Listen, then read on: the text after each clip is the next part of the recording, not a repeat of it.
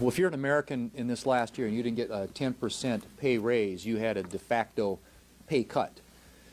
Because as was pointed out, the leader mentioned, inflation has been coming in hot, really hot, 9.1% year over year.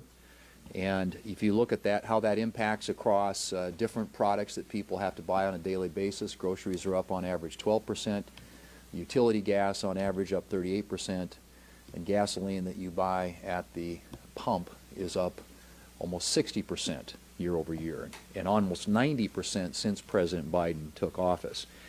And so a lot of Americans are living paycheck to paycheck, and in many cases having to either put things on their credit card or dip into their savings if they have any, but it's put a tremendous economic strain on families in this country who continue to struggle with the impact of this extraordinary run-up in inflation. And of course, it all got started over a year ago when the Democrats passed their $1.9 trillion tax and spending spree. In that case, it was just a spending spree. But it's the textbook definition of too many dollars chasing too few goods. So the economy got overstimulated. They flooded the zone with so much money, and the American people are feeling the impact of it today. And so what is their solution? It's to spend more and to tax more. As the leader pointed out, the Democrat position on taxes seems to evolve from day to day, but the one thing we know is they want to raise taxes, they want to grow and expand government, and how much is only subject to how many ever Democrats they can get to vote for this, which right now, thankfully, is only 48.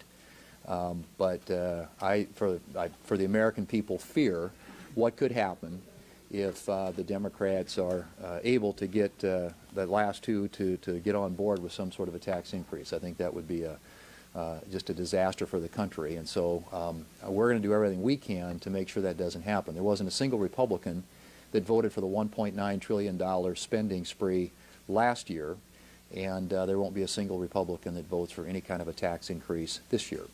And so as we look at what's left of the year, we think about, the reconciliation bill. They continue to talk about it. Every time I think it's dead, it's like a zombie. It keeps coming alive. It is alive. And so we're just going to have to, until September 30th, do everything we can to ensure that the American people don't have to endure yet another tax and spending spree that would further worsen the inflation problem and make it that much harder for them and their families to get by.